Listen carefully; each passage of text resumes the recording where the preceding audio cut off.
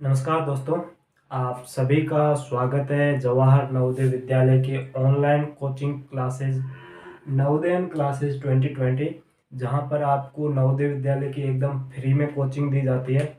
और आप अगर हमारे साथ नहीं जुड़े हुए तो डिस्क्रिप्शन में, इस वीडियो के डिस्क्रिप्शन में आपको व्हाट्सएप ग्रुप और टेलीग्राम ग्रुप का लिंक मिल जाएगा। तो वहां से आप व्हाट्सएप ग्रुप जरूर ज्वाइन कर लेना। वहां पर आपको स्टडी मटेरियल और नोट्स हो गए या फिर टेस्ट हो गए, जितने भी टेस्ट वगैरह आते हैं वहीं पे आते हैं, तो आप वो जरूर जरूर ज्वाइन कर लेना। अगर कोई बच्चा नया भी है तो चैनल को सब्सक्राइब कर देना और क्लास को लाइक जरूर कर देना। ठीक है, आगे देखते हैं कि जो आपका हमारा जो मैथ्स का चल रहा था, नवोदय विद्यालय कक्षा 6 का मैथ्स का सिलेबस चल रहा था। मैथ्स का हमने 3 चैप्टर पूरे पूरे कर दिए। पहला चैप्टर था संख्या पद्धति नंबर सिस्टम, दूसरा था पूर्ण संख्याओं पर आधारित 4 आधारभूत संक्रियाएं यानी 4 fundamental operation on whole number, तीसरा चैप्टर था फ्रैक्शन नंबर यानी कि भिन्न संख्याएं, और आज चौथा चैप्टर है वो डेसिमल नंबर यानी कि दशमलव संख्या, उसके बारे में देखेंगे। ठीक है, दशमलव संख्या, डेसिमल नंबर। ठीक है, डेसिमल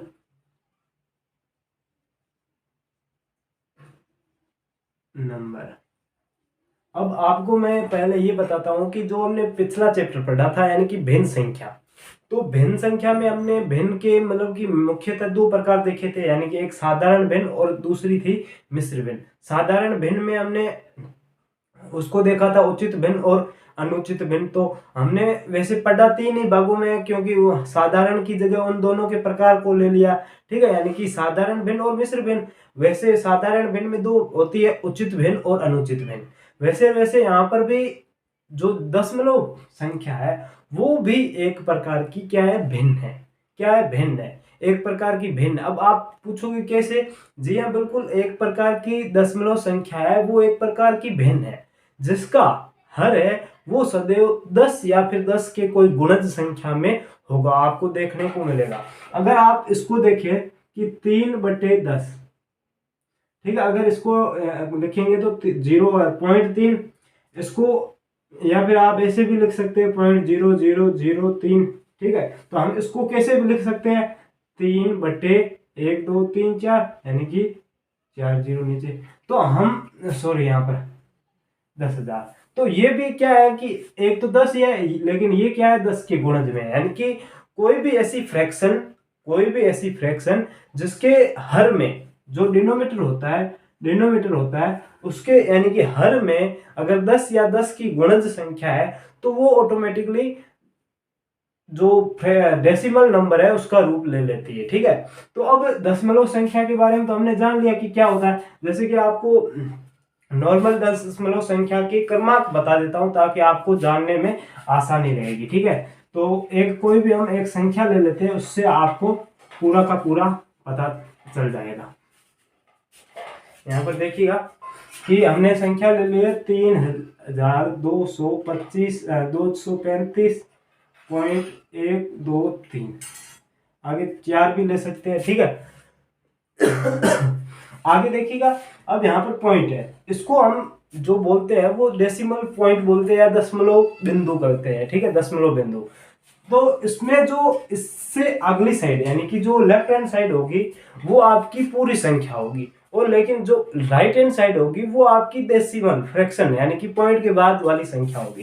तो यहाँ पर देखिएगा कि जो पॉइंट है उससे इस साइड संख्या, इसका पहला अंक होगा वो इकाई का अंक होगा, यूनिट प्लेस होगा। ठीक है, इसका दूसरा वाला अंक होगा वो दहाई का स्थान होगा, यानी कि 10th प्लेस होगा, दहाई स्थान। और जो तीसरा नंबर होगा वो होगा सैकड़ा, यानी कि 100 प्लस सैकड़ा का स्थान। और जो चौथा होगा वो 1000 का होगा। उससे आगे भी कोई है तो 10,000, लाख, 10 लाख, करोड़, 10 करोड़, ऐसे आगे बढ़ते जा सकते हैं। ठीक है, अगर लेकिन पॉइंट के बाद जो भी अंक आता है वो आपका जो पहला अंक होता है वो दशांश के रूप में काउंट होता है, दशांश। ठीक है, पहला होता है वो दशांश के रूप में होता है, जो दूसरा होता है वो शतांश के रूप में होता है, वो तीसरा होता है वो सह शतांश के रूप में होता है, ठीक है। और ऐसे ऐसे आगे बढ़ते जाते हैं, सह शतांश, दशांश, शतांश, सह शतांश, ऐसे ऐसे आगे बढ़ते जाते हैं। तो अब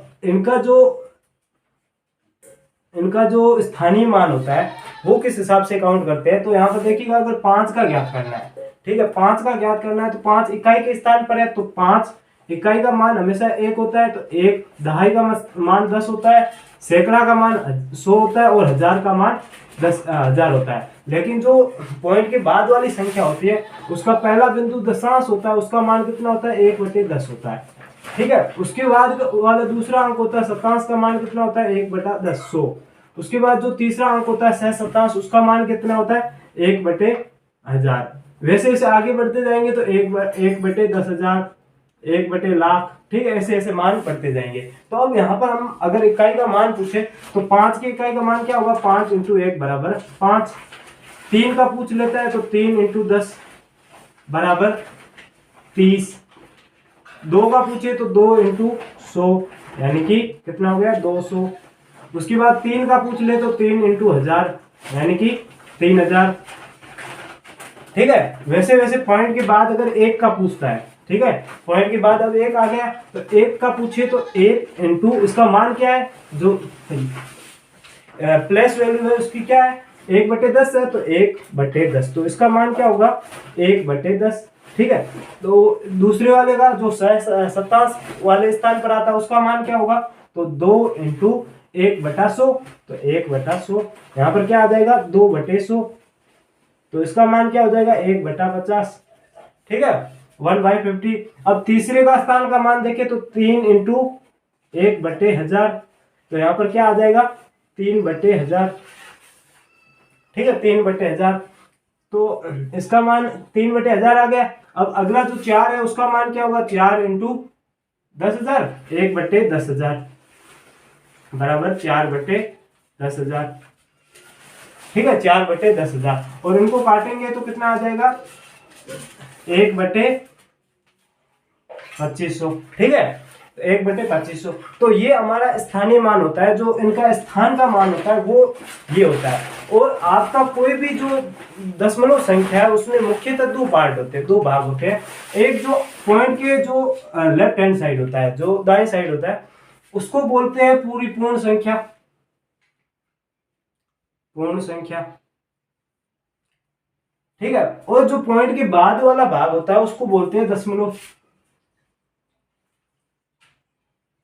तो दशमलव, कोई भी दशमलव संख्या, उसमें 2 भाग होते हैं। कौन कौन सा होता है, एक पूर्ण संख्या वाला होता है और एक दशमलव होता है। अब पूर्ण संख्या, यहाँ पर पूर्ण संख्या का मतलब क्या है, पूरी संख्या है, यानी कि जो 3235 है वो एक पूरी संख्या है, यानी कि कोई भी मतलब कि आधी अधूरी नहीं है, एकदम पूरी संख्या है, तो वो एक पूर्ण संख्या के रूप में काउंट होगी 3235, ठीक है। लेकिन जो पॉइंट 1 2 3 4 है वो दशमलव है, ठीक है, वो पूरी संख्या नहीं, ये दशमलव है। अगर इसको हम वापस से अगर फ्रैक्शन के रूप में कन्वर्ट करेंगे तो मैंने अभी बताया था कि जो भी कोई भी दशमलव संख्या है वो एक भिन्न संख्या होती है, लेकिन उसका क्या होता है कि हर है वो 10 या 10 के गुणज में होता है। तो अगर इसको हम भिन्न संख्या में लिखेंगे तो क्या आएगा हमारा, 1 2 3 4 बटे 10,000। वो कैसे कन्वर्ट कैसे करते हैं वो मैं बता दूंगा, कोई दिक्कत नहीं। तो पहले आपको ये समझ में आ गया कि कौन सा अंक क्या होता है, उसका मान क्या होता है, और भिन्न कोई भी दशमलव संख्या होती है उसको कितने भागों में बांटते हैं, ये पूरा चीज समझ में आ गया। तो आगे बढ़ते हैं, ठीक है, अगला देखते हैं।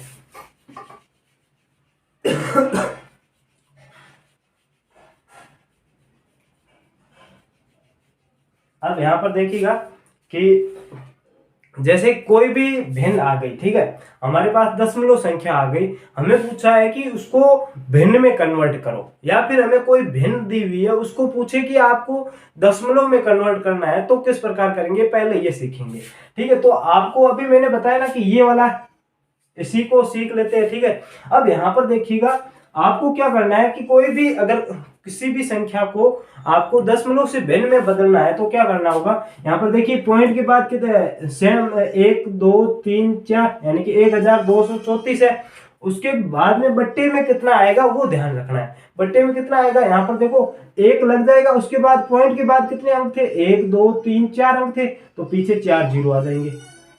कितने जीरो आ जाएंगे, 4 आ जाएंगे। अगर आपको बाय द वे यहाँ पर जैसे कि हमने ये देखा था, ठीक है, यहाँ पर ले लेते हैं कि 0.005, ठीक है, इसका जो वेन होगी वो क्या होगी, फ्रैक्शन क्या होगी, तो इसको फ्रैक्शन में कन्वर्ट करेंगे, कैसे करेंगे, तो यहाँ पर देखो पॉइंट के बाद क्या है, 0.05 है, लेकिन आपको पता है किसी भी संख्या के आगे जीरो का कोई मतलब नहीं रहता, तो यहाँ से जीरो को हटा भी सकते हैं, ठीक है, बट्टे, लेकिन पॉइंट के बाद कितने अंक है, 1 2 3 है, तो 3 जीरो तो नीचे लगेंगे, ठीक है, ऐसे नहीं कि जीरो हटा देंगे, जीरो नीचे लगेंगे, तो यहाँ पर इसका मान कितना आ जाएगा, 5/1000, ठीक है, तो इसका हम इसको काटेंगे तो कितना आ जाएगा, 1/200, ठीक है, तो 1/200 किसके बराबर है, 0.005, ठीक है, इसके बराबर है। तो पहले तो हमने ये कन्वर्ट करना सीख लिया।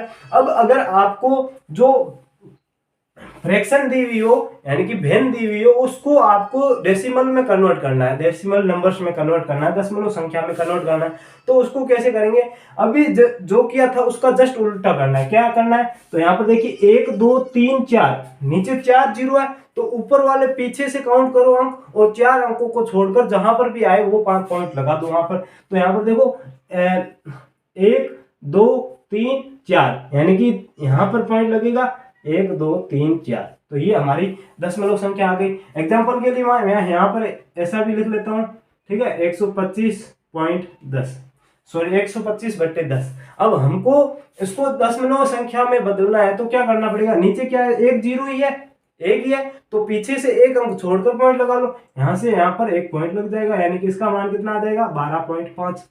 तो जितने नीचे जीरो है उतने काउंट करो, और पीछे से अंक उतने छोड़कर पॉइंट लगा लो, वो हमारा फ्रैक्शन यानी कि जो भिन्न संख्या है उससे हमारा दशमलव संख्या के रूप में कन्वर्ट हो जाएगा। लेकिन जो दशमलव पहले से दी हुई है, तो आपको क्या करना है, पीछे वाली संख्या सेम लिखनी है, और उसके बाद पॉइंट के बाद कितने अंक है उतने नीचे जीरो लगा लो, तो वैसे आपकी दशमलव संख्या से भिन्न संख्या बन जाएगी, या दशमलव संख्या बन जाएगी। तो आपको दशमलव से भिन्न और भिन्न से दशमलव संख्या बनाना आ गया।